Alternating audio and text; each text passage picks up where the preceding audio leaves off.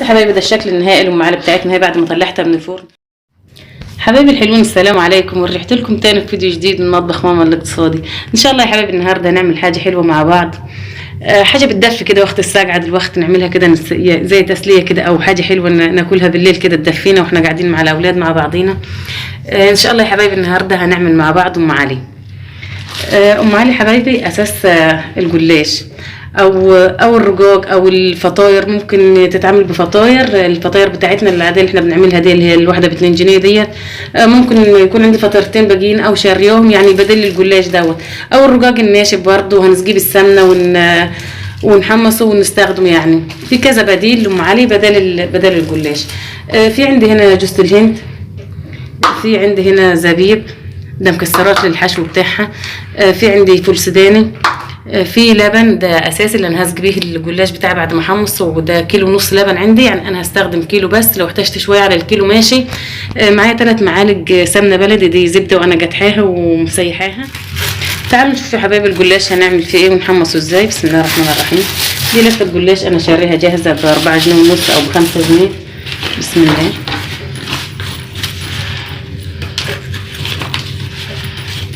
نشيلها من الورقه بتاعتها اللي مغلفه بيها. بسم الله. زي ما هي مطبقه كده. بسم الله. هبدا اخرطها شرايح رفيع كده عشان اسقيها حبايبي بالسمنه وادخلها الفرن تحت الشوايه تتحمص بالشكل ده كده.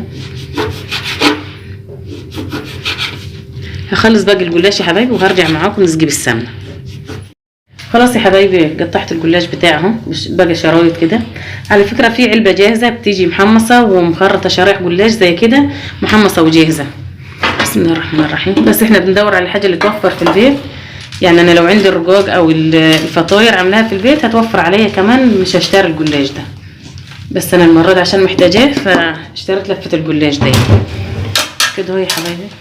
فرطه كده في الصينيه اهو. هبدا اسقيه بالسمنه عشان ادخله الفرن. بسم الله الرحمن الرحيم. على فكره اللبن انا هسقيه لسه بالسكر، هحليه بالسكر حسب ما انا محتاجه. اللبن بتاعي غالياه وهغليه مره تاني قبل ما اسقي به الجلاش، بس بعد ما احمص الجلاش. في كريم شانتيه ان شاء الله هنعمله مع بعض، انا عاملاه على القناه وهعمله معاكم تاني دلوقتي بالشكل ده كده. مقدار 3 معالق سمنه بس، وما تجاهديش نفسك بالسمنه البلدي، لو انت عايزه تحطي سمنه نباتي مفيش اي مشكله. ما بيشربش الجلاش سمنه كتير، يعني اقل سمنه بتبان فيه كده. ادخله حبايب الفرن تحت الشوايه وهقلب فيه كل شويه لغايه ما يتحمر ويبقى ياخد لون ذهبي كده جميل. هعمل حبايب الكريم شانتيه على ما الجلاش يتحمص في الفرن. ده ب5 جنيه بس كريم انا شارياه. بسم الله الرحمن الرحيم. ممكن اعمل كريم شانتيه بلبن بارد او بميه عادي حسب ما تحب انت يعني. انا معايا ميه ساقعه هنا، ميه بتلج اهي. بسم الله. احط حبه بسيطه منها، لان كوبايه الكريم شانتيه حبايبي زي ما احنا عاملينه عاملاه معاكم على القناه، الكوبايه بتاخد نصها ميه، خاصه في الشتاء ده. لو صيف هنقل عن كده كمان.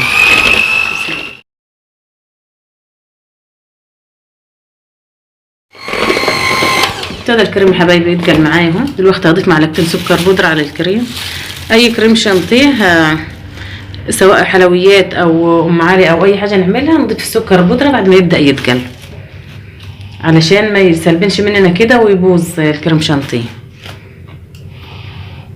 هو ده خام فانا حطيت سكر يعني زياده شويه عشان ده خام مش حلو خالص، مش محلى. لو محلى هنحط معلقه واحده بس. بسم الله الرحمن الرحيم.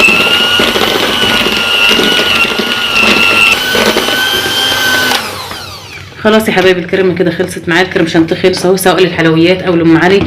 طبعا لو هعمل بيه حلويات هدخله الثلاجه، لكن انا هيخش الفرن هدخل الفرن بعد ما ازوق بام علي، فمش محتاجه ان انا ادخله الثلاجه. خلاص كده نشوف الجلاش بتاعنا اتحمص ولا لسه. خلاص يا حبايبي الجلاش اتحمر كده اهو، طلعته من الفرن. انا حطيته تحت الشوايه بس، وكل شويه اقلب فيه كده اقلب فيه لغايه ما خد اللون الذهبي ده ونشف معايا خالص اهو كده اهو. واللبن كمان مغلي وغليته تاني درجه الغليان، وده السكر هضيف السكر عشان احلي به اللبن. بسم الله الرحمن الرحيم. لبن حسب يعني السكر حسب ما تحبوا في طعم اللبن، يعني زياده ناقص شويه براحتكم يعني. بسم الله. كمان هضيف معلقتين سمنه هنا على اللبن برضو علشان تبقى دسمه كده وحلوه. الرحمن الرحيم.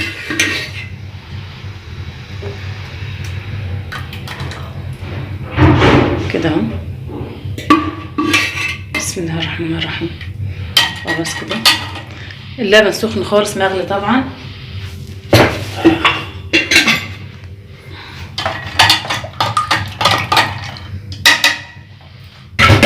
بسم الله. هدوب السكر بس كويس. خلاص كده دوبت السكر يا حبايبي مع الزبده مع اللبن.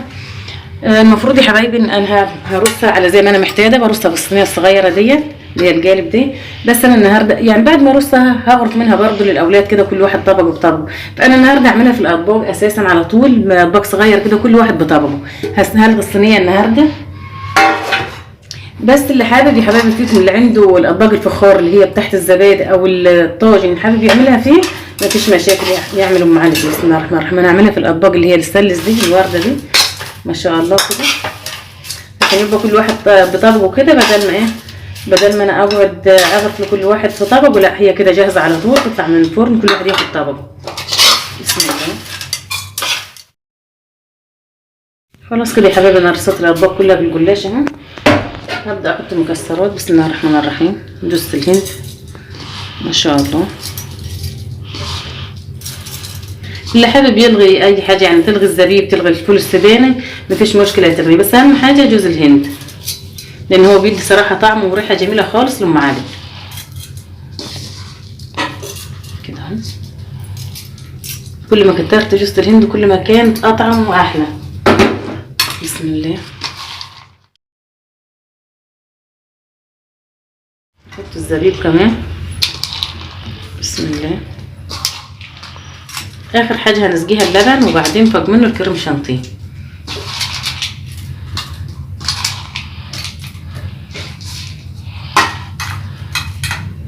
كده بالشكل ده كده. ابدا يا حبايبي اسقي المعالق بتاعتنا باللبن. بسم الله الرحمن الرحيم. اللبن ما يغلي سخن خالص، ما ينفعش اللبن يبقى بارد واسقيها بيه. انا هسقيها وهسيبها لغايه ما يشرب الطبق وبعدين هرجع ازود تاني لغايه ما تشرب كويس خالص، وبعدين هروح ازقيها على فكره الكريم شانتيه حبايبي ممكن نستبدله بالمهلبيه، بس هنعمل المهلبيه ازاي؟ نعمل مهلبيه خفيفه يعني تبقى كده زي السحلب، ونزوق بيها من الوش من فوق بدل الكريم شانتيه. لو مش حابين ان احنا نتكلف يعني او مش فيش ممكننا دلوقتي نشتري كريم شانتيه، نعمل مهلبيه في البيت عاديه خالص نفس الطعم والله. بعد ما نعمل المهلبيه ونسقيها من فوق نزوق كده قبل ما يخش الفرن، هندي رشه سكر بودره خفيفه خالص على وش الطبق اللي احنا مزوقينه بالمهلبيه، هيدي نفس النتيجه ونفس التحميره ونفس الطعم.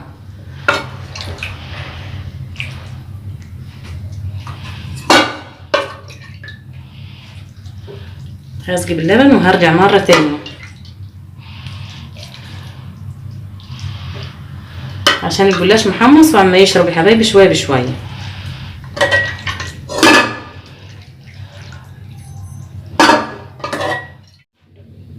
خلاص يا حبايبي كده احط الكريم شانتيه على الوش. بسم الله الرحمن الرحيم. بالشكل ده كده. انا مش هفرده، انا هحطه كده في النص وهو هيسيح مع نفسه من سخونه النار. بالشكل ده كده. انت براحتك في الكريم شانتيه الكميه اللي انت هتحطيها، الكميه اللي انت عاوزاها تحطيها على الوش تزوجي بيها براحتك فيها. وزي ما قلت لكم المهلبيه برضه براحتكم فيها، تقدروا تعملوا مهلبيه وتزوجوا بيها الوش زي كده، تحطها نفس النظام كده على الوش.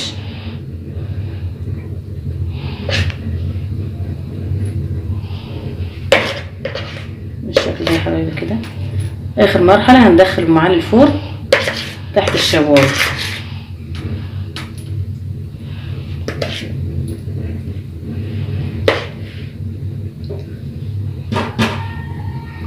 خلاص كده بالشكل ده كده هتخش الفرن دلوقتي. انا مولع الفرن الشوايه سخن خالص، باقي لها حوالي 10 دقايق. هرص على الشبكه طبعا، مش هحط على البلاطه بتاعت الفرن اي طبق. يا حبايبي ده الشكل النهائي للام علي بتاعتنا هي بعد ما طلعتها من الفرن بالظبط يا حبايبي. خدوا 3 دقايق تحت الشوايه لغايه ما احمر اللون كده وخد اللون الذهبي الجميل دوت. بسم الله ما شاء الله اهو. بس ما تنسوش يا حبايبي تعملوا لايك وشير وتشتركوا في القناه عشان ان شاء الله يوصلكم مني كل جديد. بالهنا والشفاء عليكم ام علي.